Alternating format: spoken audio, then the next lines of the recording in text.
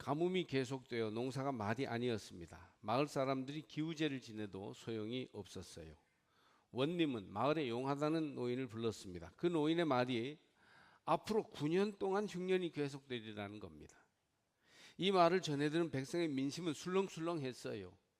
걱정이 태산 같았습니다. 그런데 9년간이나 흉년이 들어도 걱정 없다는 백성이 딱 한 사람 있었습니다. 이놈, 너는 9년간 흉년이 들어도 걱정 없다는 말이 사실이냐? 네, 소인은 그렇게 믿고 있사옵니다. 그럼 내 놈이 걱정 안 하게 된 까닭이 무엇인가? 네, 비결이라는 게 뭐 있겠습니까? 9년 흉년이 들면 저는 첫해 흉년에 굶어 죽고 말 것이니 나머지 8년 동안의 흉년에 대해서 근심할 까닭이 뭐가 있겠습니까? 원님은 어안이 벙벙했습니다.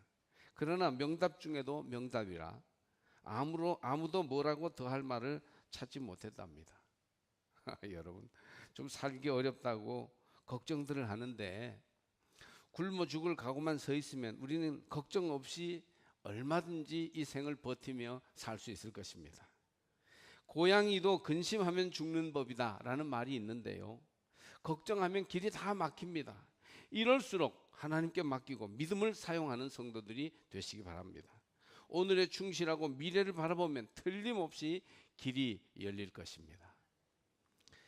오늘의 성경 말씀은 어떤 말씀인가요? 이 말씀은 예레미야가 하나님께 받은 계시의 말씀입니다. 아나돗에 있는 땅을 사라는 것이에요. 부동산 투기일까요? 귀가 솔깃할 얘기입니까?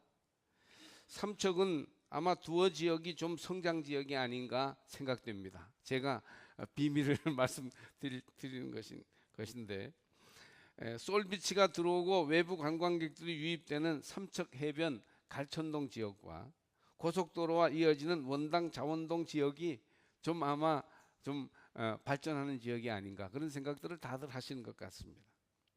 그러나 대도시처럼 대단한 땅 투기 지역은 못 됩니다. 왜냐하면 사람들이 경제적으로 대박을 터뜨릴 정도의 희망을 가질 수는 없기 때문입니다. 땅을 산다, 이 말은 성경에서 재산을 불린다는 게 아니라 그 땅에 미래가 있고 희망이 있으니 계획하고 준비한다, 그런 말이에요.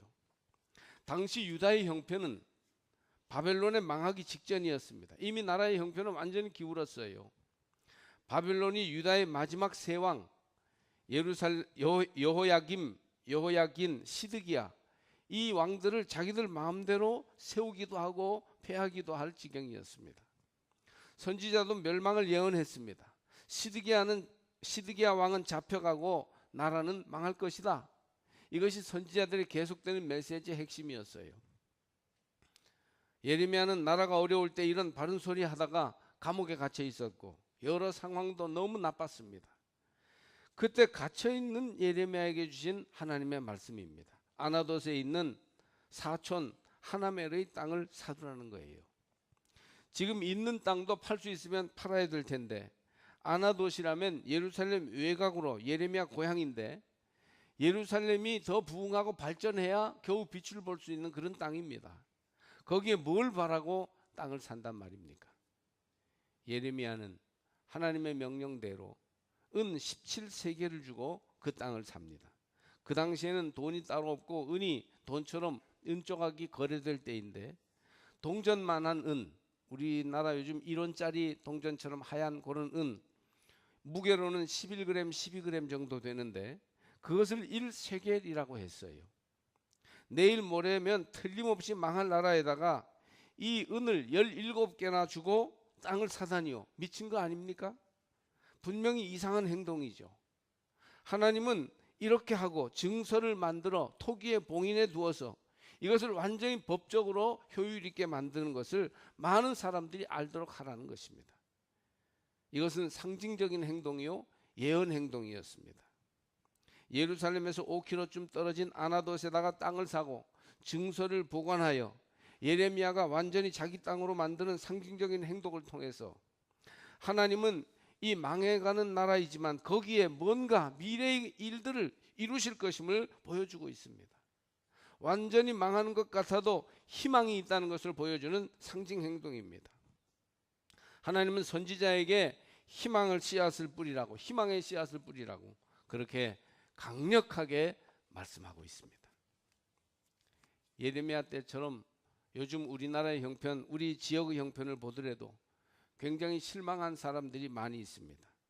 특히 삼척 지역은 사업이 잘 안 된다는 때가 여러 해 됐습니다. 지금 올해 들어서는 이렇게 안 될 수가 있나 하는 염려 섞인 한탄이 삼척 시내에서 흘러나오고 있습니다. IMF 때보다 더 힘들다고 합니다.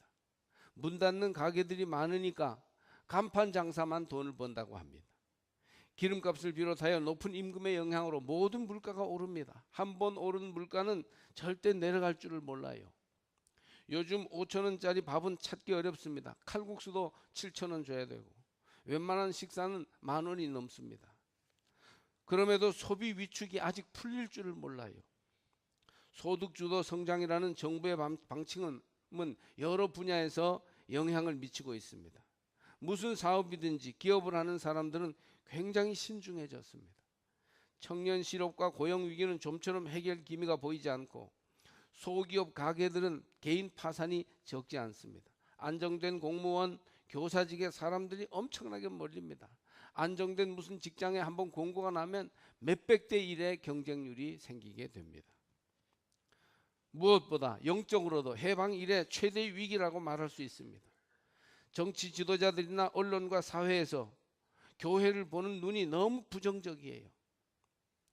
그래서 전도하기가 어느 때보다 힘든 시대입니다. 교회를 호의적으로 보고 도와주어도 선교가 힘든데 교회나 지도자들 흠을 잡지 못해 야단이고 교회의 비리는 오늘도 최고 뉴스가 됩니다. 이전과 요즘이 많이 달라진 것 한 가지는 예전에는 교회 바깥에서 교회를 비판해도 교인들은 교회를 방어하고 옹호하였는데 요즘은 교인들 중에서 앞장서서 교회를 비판하는 이들이 적지 않습니다. 교회가 선교비를 거의 쓰지 않는다는 등 봉사를 하지 않는다는 등 오해가 되는 여론이 많으니까 복음에 갈급한 사람들도 교회 나오기를 꺼리고 있습니다. 사실 내용을 보면 웬만한 교회는 자기 유지가 쉽지 않은데도 얼마나 선교와 봉사에 애를 쓰는데 사회에서 알아주지 않는 것 같습니다. 다만 내세워 자랑하지 않는다 뿐임을 알았으면 좋겠습니다. 인천의 한 큰 교회는 그전에는 사회봉사를 위해서 엄청난 돈을 수천만 원씩 쓰면서도 전혀 드러내지 않고 익명으로 했는데 요즘은 자기네 교회가 주의 이름으로 한다고 인쇄해서 동네 유지를 불러 사진도 찍고 전한다고 합니다. 그것은 교회 선전하려는 게 아니라 기독교가 사회에서 오해받고 욕먹는 것에 대한 여론을 좋게 하려는 것이라고 말합니다. 정말 그렇게라도 해야 될 형편이에요. 사회는 타락하고 복음은 필요한데 복음의 전당인 교회와 교회의 일들을 폄훼하니까 지금처럼 영적 위기가 어디 있겠습니까? 물론 우리 잘못도 있어요.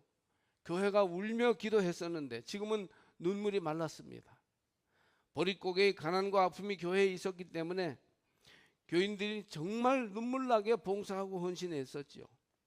그런데 이제 살만하니까 예전과 같은 헌신과 봉사가 없고 자기 취미생활과 노후 대책에 많은 돈을 쓰면서 교회가 뭘 하려고 하면 비판하고 반대하는 일이 있습니다. 지금이야말로 기도하고 깨어 있어야 합니다. 시골 교회의 경건과 은혜가 없어졌어요. 밀레 만종 같은 장면이 없습니다. 화가가 부엌에서 그림을 그렸다는데 그런 헝그리 정신이 신앙인에게 필요한 때입니다. 자, 그러니까 이젠 사회적으로도 경제적으로도 어렵고 우리가 미국과 중국 사이에 끼어서 잼이 돼서 이제 피어나가기가 어려울 거고 그리고 영적으로도 지금 위기를 만났으니까 그러니까 낙심하는 것이 마땅합니까? 그러니까 안 됩니까? 아니죠. 이때야말로 예레미야에게 주셨던 상징 행위를 기억해야 합니다. 여러분의 아나돗에 땅을 사시기 바랍니다. 지금은 낙심하고 울며 무기력하게 돌아설 때가 아니라 희망을 씨 뿌려야 할 때입니다. 우리 삼척, 동해, 태백도 올해를 분기점으로 지역 변화와 발전이 틀림없이 이루어지게 될 것입니다.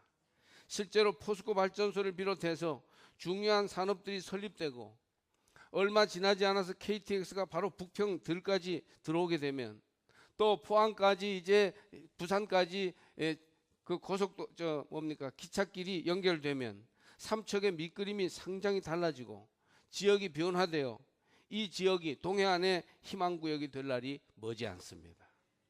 여러분, 그리고 모든 이 지역 주민들이 새로운 희망을 실질적으로 꽃피울 날이 올 것입니다.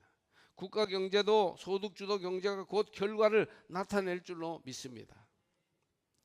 아나도스의 땅을 사라는 말은 이제야말로 현재만 보지 말고 내일을 보라는 신호입니다. 망하는 나라에 어찌 땅을 살까요? 그러나 지금 미래를 볼 줄 알아야 됩니다. 이승만 시대 60년대죠. 부정선거로 대학 교수까지 띠를 두르고 데모를 했습니다. 부정선거에 대해서 항의하는 사람에게 총을 쏴서 사람이 희생되었습니다. 11.6 사태 80년대 때죠. 대통령이 시해되고 광주 항쟁이 일어났을 때 한치 앞을 보지 못했습니다. 나라가 끝나는 줄 알았죠. 그러나 돌아보면 그때 이후로 바로 그 일이 계기가 돼서 우리 사회가 얼마나 발전했습니까? 나라가 망할 것 같았어도 위대한 역사의 수레바퀴는 힘있게 굴러오지 않았습니까? 예를 들어서 60년대, 좀 전에 말씀드린 80년대, 또 새천년이라는 2000년대까지, 그리고 이제 2년 있으면 2020년, 20년을 두고 우리 사회를 한번 보십시오. 그 시점에 절망하지 않고 착실하게 미래를 준비했다면 개인적으로나 사회적으로 얼마나 달라졌겠습니까? 사랑하는 여러분, 지금은 아나도스의 땅을 살 때입니다. 어려운 듯 할 때 지금 미래를 내다보고 준비하시기를 바랍니다. 특히 교회는 영적으로 깨어있고 살아있어야 해요. 우리가 느끼는 한두 가지 좀 어려운 일을 너무 크게 생각하여 하나님이 마치 돌아가시기라도 한 것처럼 실망하는 것은 정말 근시안적인 태도입니다. 교회적으로 개인적으로 어려움 당하는 사람들이 많지요. 그러나 지금만 바라보고 당장의 현실만 생각하여 낙심하면 안 됩니다. 아나도스의 땅을 산 예레미야처럼 여러분의 미래를 준비하십시오. 10년 뒤, 20년 뒤를 내다보지 못하는 교회는 축복의 그릇이 될 수 없습니다. 개인적으로도 지금 땅만 보고 바라보고 살 게 아니라 꿈을 심고 미래의 밭을 가꾸시기 바랍니다. 여러분의 아나도스의 꿈을 위해 땅을 사십시오. 그건 진짜 무슨 돈을 주고 땅 메뚜기를 사라는 말이 아니라 미래의 지경을, 미래의 일을 준비하라는 것입니다. 청년 학생 여러분, 지금 형편이 좀 어렵다고 해서 실망하지 말고 공부에 힘을 쓰거나 자기가 잘하는 무엇을 발전시켜서 미래의 삶을 준비하는 청년들이 되시기를 바랍니다. 행복은 성적순이 아니고 인생의 기회는 12번 찾아옵니다. 잘 준비하여 기회를 붙잡아야 해요. 우리가 선택할 수 있는 길이 많습니다. 제가 보니까 공부에 늦트이는 친구들도 많아요. 제 친구들 가운데 신학대학 교수들이 여럿인데 공교롭게도 대학 시절까지도 머리가 늦트여서 공부가 뛰어나지 않았습니다. 그런데 대학원에 들어가서 논문 쓰면서 뭔가 길을 싹 찾거나 또는 박사과정을 할 때 숨었던 머리가 확 발전하는 그런 친구들이 있더라고요. 그런 친구 가운데 지금 신학대학에서 제자들 가르치는 교수들도 있습니다. 희망을 가지십시오. 꿈을 씨 뿌리시기 바랍니다. 지금은 2018년 9월, 여러분의 인생은 아직 본격적으로 시작되지 않은 건지도 모릅니다. 하나님이 놀랍고 위대한 미래를 예비하고 있음을 바라봐야 합니다. 어떤 분이 62세에 은퇴를 했어요. 40년 가까이 직장 생활을 하고 먹고 살 것을 만들어 놓았으니까 이제 죽어도 여한이 없다. 이젠 뭐 슬슬 놀면서 그냥 세월만 보내야지, 살 만큼 살았다, 이렇게 생각했대요. 그런데 그분이 80이 넘었는데 지금도 건강하게 사십니다. 아마 90, 100살까지 살 것 같아요. 아이고, 그때 인생 후반전을 잘 계획을 세웠어야 되는데 너무 대책 없이 그냥 은퇴했어, 그러시더라고요. 여러분, 지금 희망을 가지고 아나도스의 땅을 사시기를 바랍니다. 지지난 주간에 자카르타 아시안 게임 개회식을 보다가 다른 일로 제가 나왔다가 다시 들어갔더니 한참 웅장하게 개회식을 여전히 하고 있는 거예요. 그게 짧지 않더라고요. 1부, 2부, 3부 막 있어요. 우리 인생도 그렇습니다. 그렇게 짧고 단순하지 않답니다. 다시 기회가 있어요. 여러분은 1부나 2부까지만 살아온지도 몰라요. 이제 3부 제대로 된 클라이막스가 기다리고 있을지 모릅니다. 지금 넘어지고 자빠져서 다 지쳐버린 것 같아도 여러분의 꿈은 이제 시작일 수가 있습니다. 좀 멀리 내다보시기를 바랍니다. 실망하기에는 아직 일러요. 아직 청년, 장년의 때에 노인처럼 시들어질 수는 없는 거 아닙니까? 여러분 틀림없이 지금 꿈을 씨뿌리시기를 주의 이름으로 축복합니다. 한 여자가 공원을 산책하다가 어떤 노인이 벤치에 앉아 있는 걸 봤어요. 노인은 병들고 약해 보였으나 얼굴에 미소를 띠고 있었어요. 여자는 노인에게 다가가 물었습니다. 할아버지, 많이 아프신 것 같은데 괜찮아요? 그러자 이 사람이 난 하루에 담배를 3갑 피우고 소주를 2병씩 마시지요. 기름기 많은 음식만 먹고 운동은 안 해요. 그러는 겁니다. 그러니까 야, 정말 놀랍군요. 그렇게 하시고도 이렇게 오래 사시는 비결이 뭐죠? 그러니까 이 사람이 그렇게 오래 살지도 않았다오. 올해 연세가 어떻게 되시는데요? 26이야요. 26인데 하얀 노인이 된 거예요. 예? 쉬 늙어버린 조로증 환자였던 것이죠. 제가 볼 때 요즘 심리적 조로증 환자들이 많습니다. 한 40, 50밖에 안 됐는데 완전히 다 늙었어요. 다 살았어요. 젊음이 부끄럽지도 않습니까? 왜 그렇게 패기가 없고 도전할 줄을 모르십니까? 어른들도 그렇습니다. 요즘은 남자나 여자나 어른이나 아이들이나 주어진 조건 속에 기차 레일 달리듯이 이렇게 안일하게 가려고만 하지 도전하는 패기가 부족합니다. 꿈이 없습니다. 창의 정신이 좀 부족한 것 같아요. 나이는 숫자에 불과하니 여러분 희망을 가지시기를 바랍니다. 이 말씀을 하나님이 주시는 음성으로 꼭 들으셔야 해요. 나이는 숫자다. 이제 나는 희망을 가지고 이 시기를 살겠다. 그렇게 결심하십시오. 50년 전에 최고 부자가 지금 우리보다 못 살았어요. 그때 이렇게 좋은 차 타고 다니는 사람 3차가 몇이나 됐겠어요. 이렇게 편리한 가전제품은요 꿈도 못 꿨죠. 미제 일제만 찾아놨는데 그것도 우리보다 훨씬 못한 거죠. 그러니 욕심을 좀 내려놓고 건강한 의욕을 가지고 할 수 있다는 믿음을 가지고 주님이 주신 희망의 땅을 마련하시기를 바랍니다. 예레미야서는 지금 나라가 망해가는 이 대목에서 희망과 미래를 계속 얘기하고 있어요. 몇 군데만 제가 예레미야서에서 한번 인용해 보겠습니다. 너희를 향한 나의 생각을 내가 아나니 평안이요 재앙이 아니니라. 너희에게 미래와 희망을 주는 것이니라. 예레미야 29장 11절 말씀이에요. 에브라임 산 위에서 파수꾼이 외치는 날이 있을 것이라. 이르기를 너희는 일어나라. 우리가 시온에 올라가서 우리 하나님 여호와께로 나아가자 하리라. 31장 6절 말씀이에요. 예배드리러 성전에 갈 날이 곧 올 것이라는 그런 희망이죠. 그때에 처녀는 춤추며 즐거워하겠고 청년과 노인은 함께 즐거워하리니 내가 그들의 슬픔을 돌려서 즐겁게 하며 그들을 위로하여 그들의 근심으로부터 기쁨을 얻게 할 것임이라. 31장 13절 말씀이죠. 이 말씀들이 다 내일 모레 망할 나라 앞에서 그들 백성 앞에서 예레미야가 희망과 꿈과 기쁨을 선포한 것이에요. 10 중에 8이 잘 되고 있는데 안 되는 2를 가지고 문제를 삼고 근심하는 사람이 있는가 하면 10 중에 8이 잘못되고 있어도 잘 되는 2를 가지고 희망의 근거를 삼고 일어서는 사람도 있습니다. 예레미야는 바로 그런 사람이고 우리도 또한 그렇습니다. 아무리 현실이 어려워도 하나님을 의지하고 희망의 씨앗을 뿌리시기 바랍니다. 의와 성실을 씨 뿌리고 사는 사람은 미래를 아름답게 열 수가 있어요. 시험에서 실패했다고, 계획했던 것이 안 되었다고, 지금 오해받고 소외당한다고, 지금 병들었다고, 가정에 어려움이 있다고 한숨 쉬며 눈물 뿌리지 마십시오. 이때야말로 아나돗에 땅을 살 때입니다.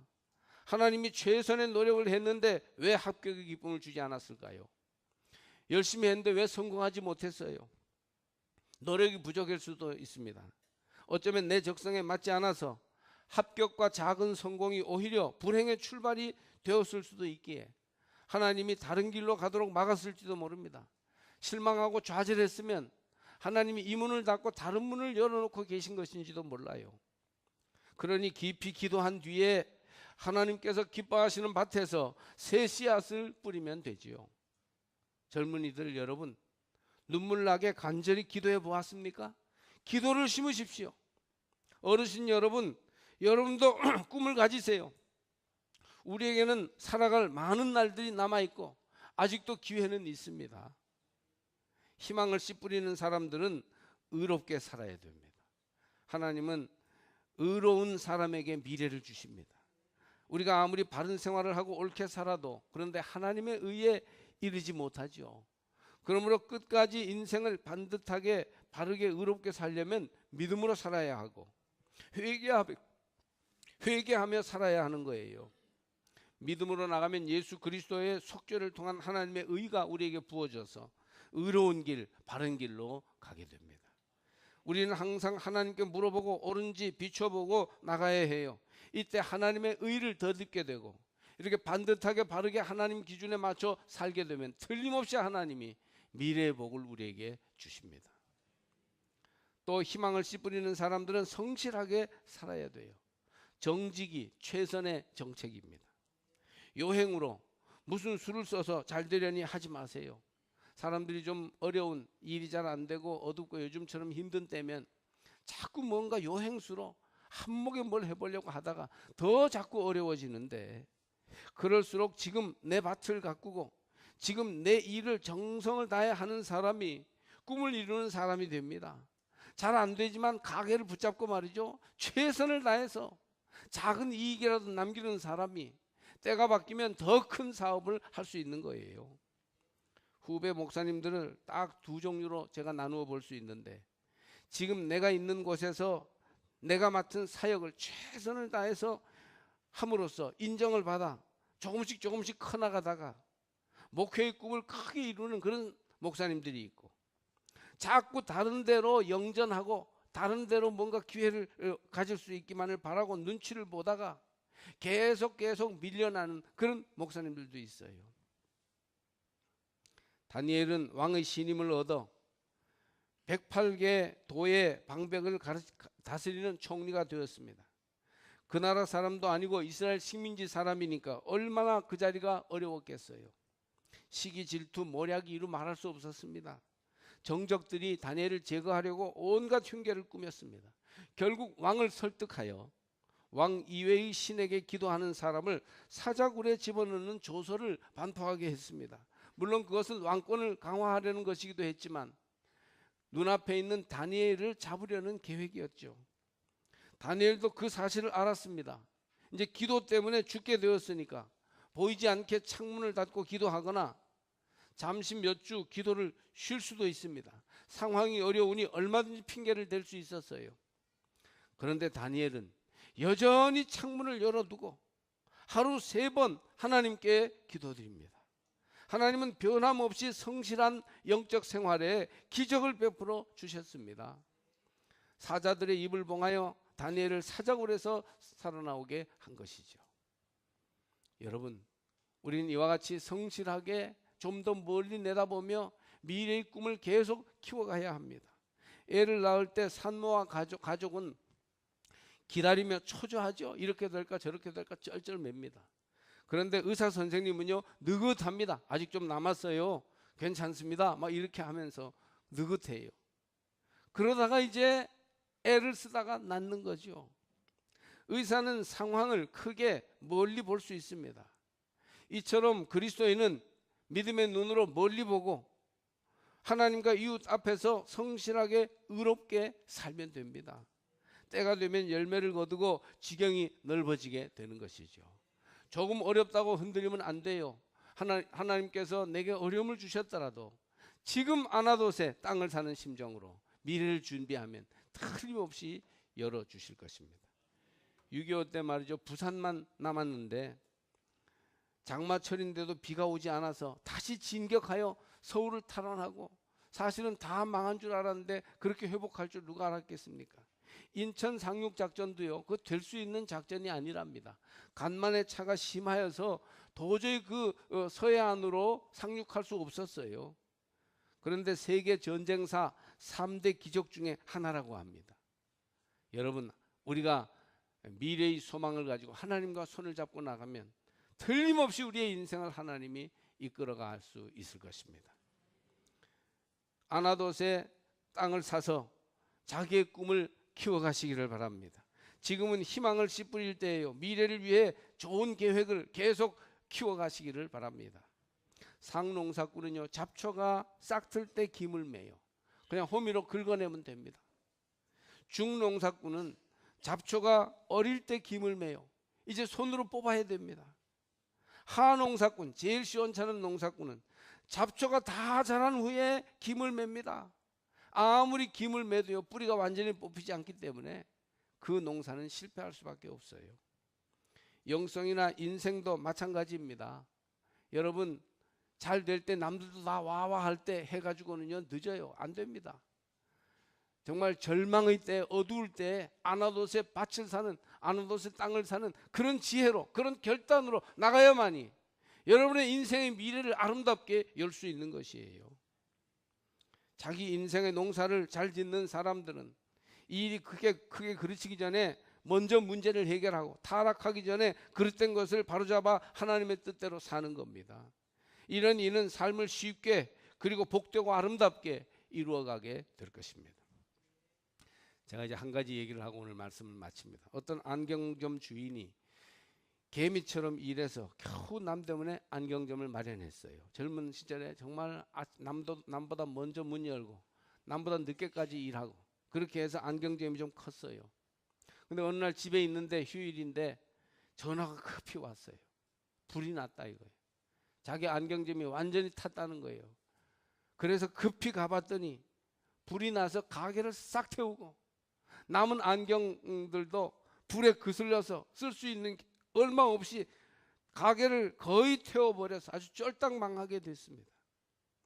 그는 급히 타버린 안경점을 수습해서 남은 안경을 정리했는데 뭐 쓸 수 있는 안경이 별로 없어요. 그래서 그걸 다 정리해서 이웃 사람에게 정리했더니 얼마 남지도 않았어요. 이거 가지고 뭔 사업을 할 수도 없어요. 그래서 그가 잠시 고민했어요. 이거 어떻게 할까? 이거 가지고 뭘 할 수 있나? 이제 큰일 났다. 근데 그 마음속에 내가 어차피 망했는데 하나님께 완전히 맡기고 새로 시작해보자. 그런 생각이 들었대요.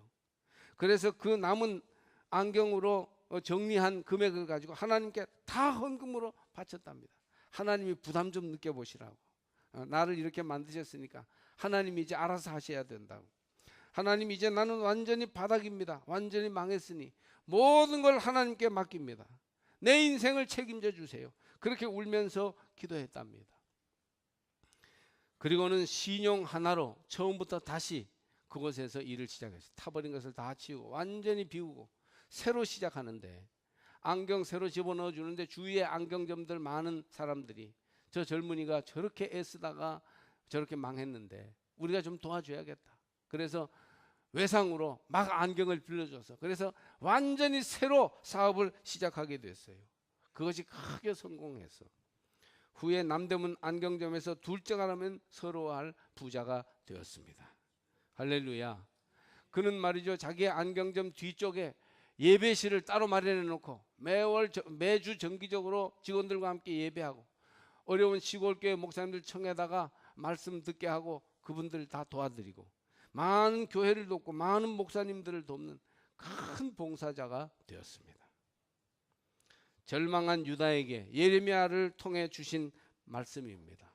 아나돗의 땅을 사라. 할렐루야.